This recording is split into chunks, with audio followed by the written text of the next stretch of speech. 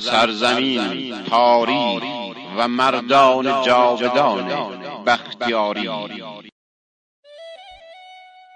علی مردان خان از رؤسای ایل چهارلنگ بختیاری در جنوب غربی ایران بود که با ارتش رضاشاه درگیری داشت. علی مردان خان در سال 1308 تا 1313 به مدت 5 سال مبارزه مسلحانه علیه رضاشاه داشت. وی از طایفه محمود صالح بود. او فرزند بیبی مریم معروف به سردار مریم بختیاری و علی قلی خان چهارلنگ بود. مادرش سردار مریم بختیاری دختر حسین قلی خان ایلخانی بختیاری بود.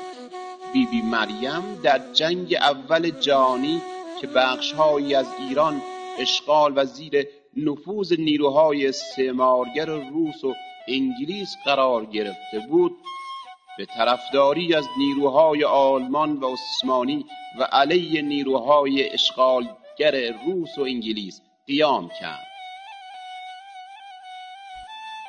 علی مردان خان کودکی خود را نزد داعیهای خود می‌گذراند و به مکتب رفت تا اینکه در سال 1302 خورشیدی بعد از مجزا شدن طوایف چهارلنگ از هفت‌لنگ به همراه برادر خود محمد علی خان به عنوان رؤسای این طایفه تعیین شدند. علی مردان خان پس از چندی بر علیه دولت رضاشاه شورید و بختیاری و شمال خوزستان را تصرف کرد.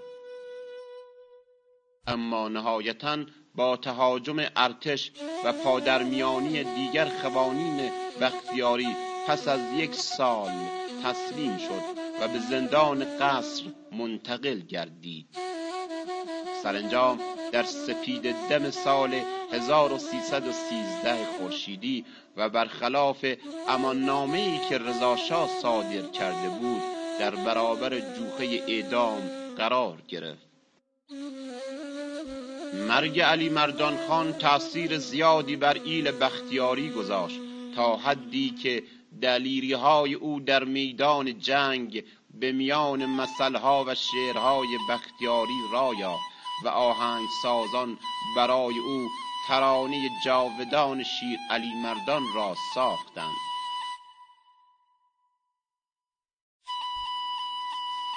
سید جعفر پیشوری از قول یکی از زندانبانان که شاهد اعدام آن سرکرده دلیر بختیاری بود می نویسد: در آخرین لحظاتی که می‌خواستند وی را به چوبه دار ببندند، کلاه پهلوی خود را به نشانه نفرت از رژیم پهلوی مچاله کرد و دور انداخت و صدای رسایش که میگفت زنده باد ایران و آزادی با صفیر چند گلوله خاموش شد و لحظاتی بعد جسد بی جان مردی که دلی چون شیر و عزمی پولادین داشت و در میدانهای جنگ هیچ رزمنده‌ای پشت او را ندیده بود، دمر به پای چوبه دار بر زمین در قلب.